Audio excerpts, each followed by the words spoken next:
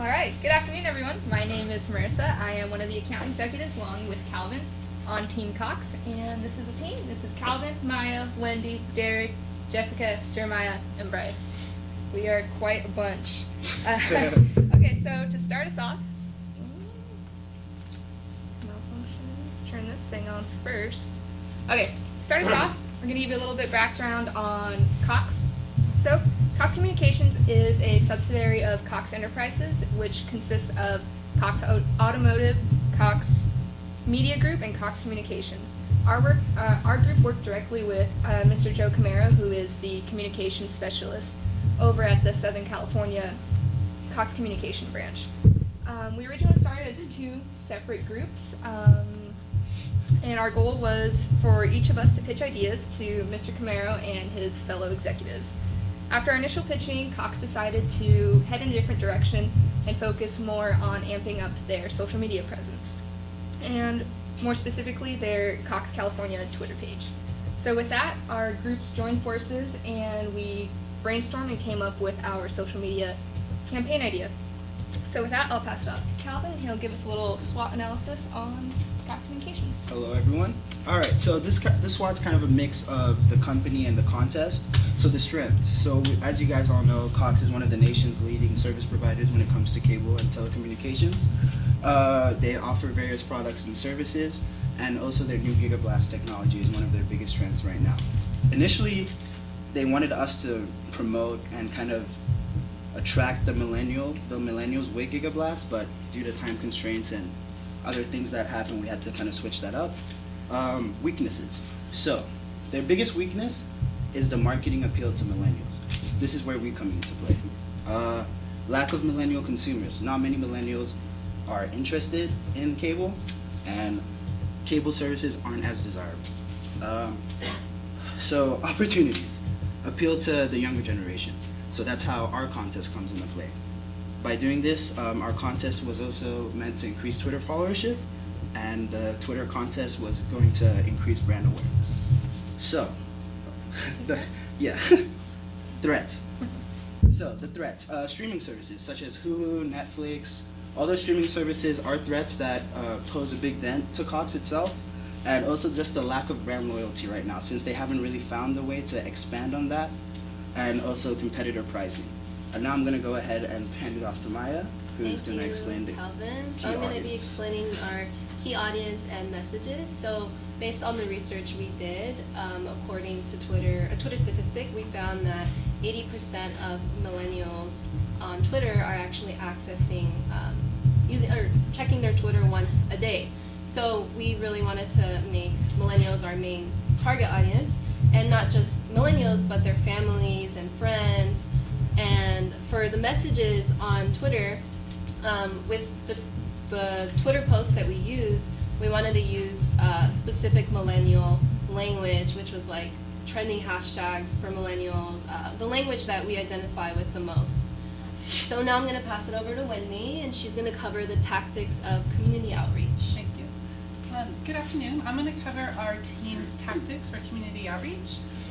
So our overall goal was to increase brand awareness with millennials while increasing Cox's social media engagement. To achieve this goal, we came up with a Twitter contest the contest where people win prizes and also participate in giving back to the community.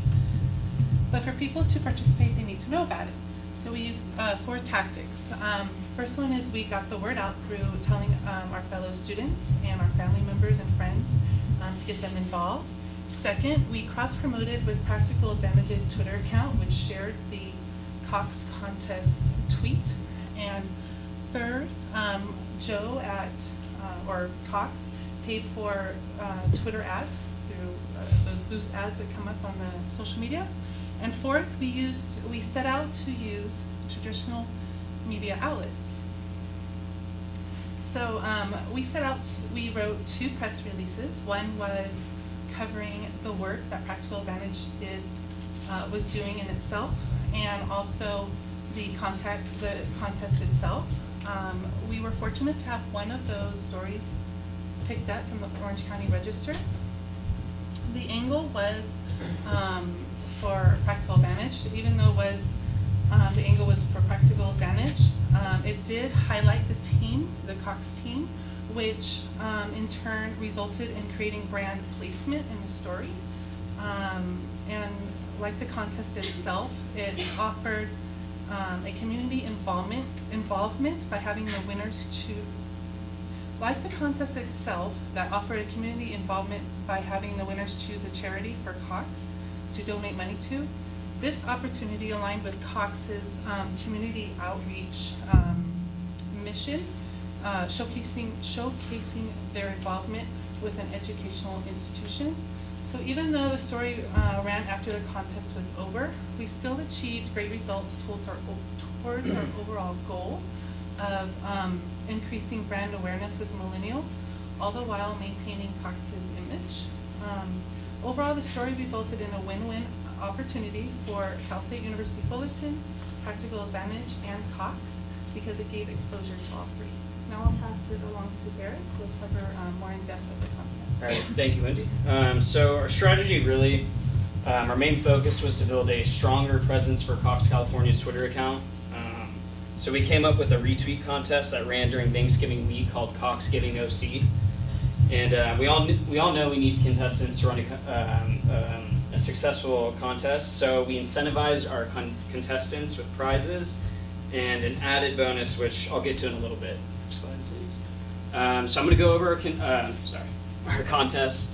So this is the creative we put together with Cox. Here's the instructions. You got to follow their Twitter account. You got to retweet this tweet here, and then really just spread the word. The contest was separated into 3 separate tiers. To unlock the first tier, we needed 50 retweets, and 5 random contestants were chosen, and they each won a pair of wireless Beats headphones, which is pretty neat. And then the second tier needed 75 total retweets, and 3 random winners were selected, and they each won a GoPro Hero 5. And then last but not least, we have our third tier, and we needed 100 retweets, and 1 random winner was selected, and they won an iPad Pro. So pretty neat. And then as an added bonus, Cox was we were lucky enough for Cox to add this onto our budget, on top of our standard budget as well. So all our winners, which are a total of 9, they were able to pick from a list of these nonprofit organizations, and each, so from the first tier, $150, each of them got to pick from one of these. They got to donate $150, and then the second tier, each winner got $500 to donate, and then the last tier, that one winner got $1,000 to donate from one of these nonprofits. So, we thought it was pretty cool. Not only did our contestants were they able to win some prizes, but they're able to give back to the community as well. So we thought that was awesome. Jessica is gonna go over her calendar. Thanks, Derek. I'm going to go over a little bit of our timeline and calendar that we abided by throughout the whole process. As Marissa said, initially we had a little bit of a competition between the 2 different groups. So we did our initial pitch to Cox on October 4th.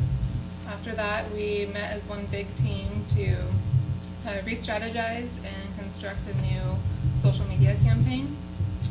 On October 18th, we pitched our Twitter contest to Cox. As soon as the 22nd, we moved forward with our budget logistics and contest specifics.